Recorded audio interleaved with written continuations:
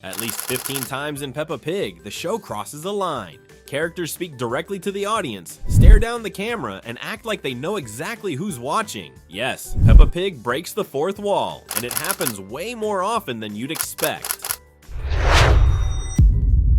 This fourth wall breaking starts right from the very first episode, Muddy Puddles. Peppa sets the tone by talking straight to us first in the show's intro. I'm Peppa Pig. This is my little brother George. This is Mummy Pig. And this is Daddy Pig. Then, inside the episode, Peppa is laughing, jumps into a puddle, and proudly announces, I love muddy puddles. While again, looking straight at us. That's clearly a fourth wall break, when the show stops pretending we're invisible and treats us like another kid in the room. Now let's run through more of Peppa Pig's funniest fourth wall moments, because the pilot was just the first wing. Here's the moment a Peppa Pig stops being cute and starts being self-aware on purpose. In the Paper Games episode, the kids are showing off their paper creations, and Madame Gazelle praises Molly Mole's paper tree like it's the greatest thing she's ever seen. Edmund Elephant is not buying it for even 1 second. Really? And that's when it hits. Edmund looks straight at the camera like he's checking with us for confirmation, because surely we heard that the same way he did. But then the episode goes even further. Madame Gazelle says, Oh yes, you need patience to do animation. As if saying it directly to us. That's not a quick wink. That's the show stepping outside the story and casually telling us how it's made. In the Golden Boots episode, Peppa doesn't even ease into it. She literally says the title out loud. The Golden Boots. Like she's introducing her own show. Well, it is her own show. Peppa and friends are jumping up and down in muddy puddles, singing to the camera. Jumping up and down in muddy puddles. Then the muddy puddle hype ramps up and she declares, We love jumping in muddy puddles. But the real fourth wall moment hits when Wendy Wolf starts speaking directly to the audience. It's just like Cinderella. And at the end of the episode, the splashing gets so out of control that mud splatters all over the screen, like your TV just got dragged into the puddle with them. And just to prove the mud problem wasn't a one-off, there's the Muddy Festival episode, the family's camping at a children's festival, and it's been raining so long the ground basically turns into one giant pudding. Daddy Pig wants to join the fun. My turn! And then the splash gets so big it splatters mud all over the screen. And that's what makes it feel so fun. The show isn't just talking to us, it's treating the screen like it's part of the world. Up next, it's not a splash. It's a calm, deliberate little moment that feels like Peppa looking at the audience and saying, yeah, I see you. No mud, no chaos this time, just Peppa being smooth. In Peppa's Cinema Party movie, everything plays out like a normal watch-along. And then right at the end of the movie, Peppa turns and winks directly at the camera. Oh, is that the end? Basically, Peppa is saying, yep, I know you're out there. Then things get even stranger in the TV Land episode. Imagine you're Susie Sheep for a second, you turn on the TV, and suddenly the screen is showing Peppa doing the most Peppa thing possible, introducing herself like she's presenting her own series. Peppa pops up and basically does the normal introduction we've seen before each episode. I'm Peppa Pig. But then the scene continues inside Susie's TV. This is my little brother George. And Susie's basically living our reaction out loud with a quick. Wow! It turns the show into a mirror. Peppa isn't just inside the story anymore. She's literally on TV inside her own world, doing the same intro we see in the real series. Next up is another fourth wall break that maintains a similar tone. In the Daddy's Movie Camera episode, the show basically pulls a sneaky trick. It puts a camera inside the Peppa world, so now we're watching characters who are also watching and recording each other. And the fourth wall bit lands in the last scene. Instead of acting like a normal kid in her own day, Peppa suddenly switches into presenter mode and introduces George, Mummy Pig, and herself. Again in a way that's almost the same as the real show's opening sequence. Okay, what's next? This is my sweet little brother George. This is Mummy Pig. This is me. For a second, she's not only a character, she's the host of Peppa Pig inside Peppa Pig.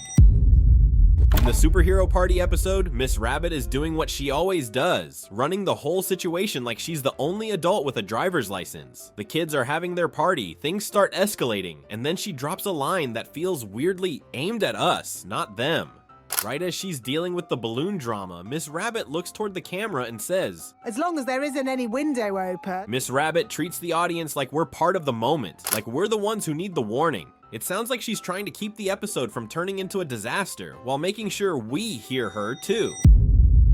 In the Rock Pools episode, the fourth wall break comes from the narrator because he says something that isn't just describing the scene, it feels like he's casually talking to us. Peppa and George arrive at the seaside. Peppa notices there's no sand and she complains. No sand?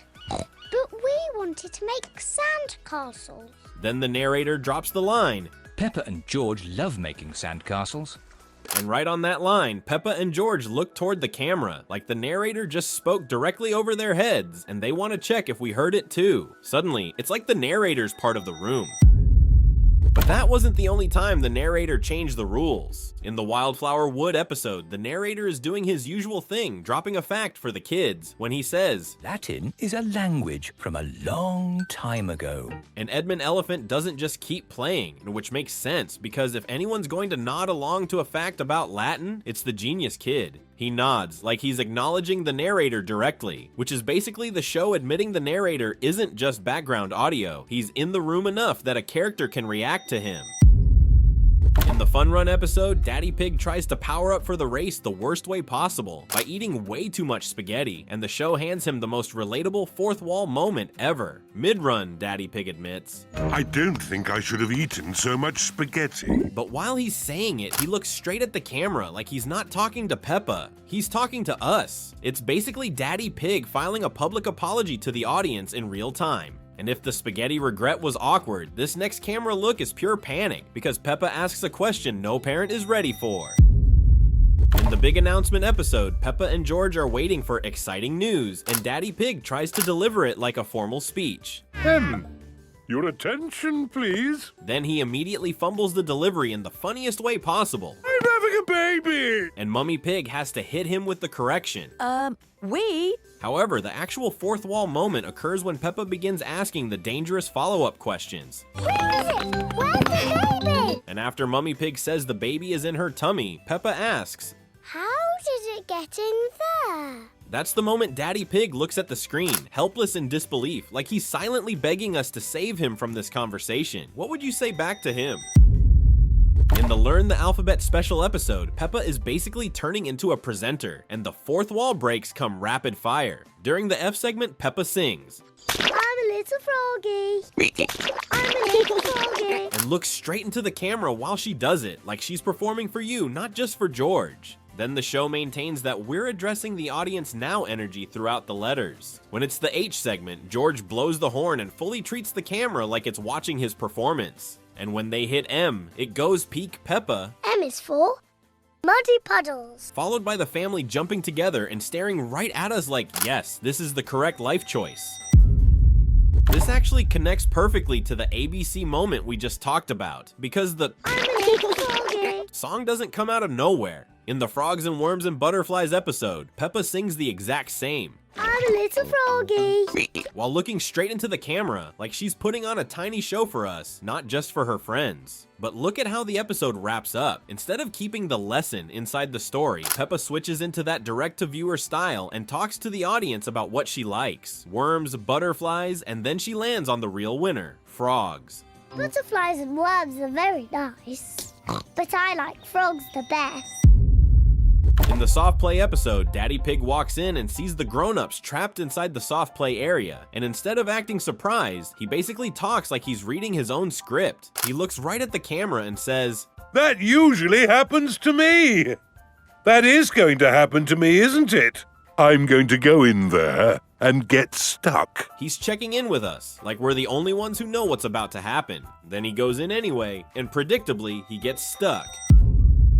So which fourth wall break was the weirdest to you, and which one did you spot before you even knew it was a thing? Let us know in the comments. And if you want more Peppa Pig theories, hidden details, and tiny glitches the show definitely didn't expect anyone to notice, check out the other videos on the channel. We'll see you in the next one. Thank you for watching.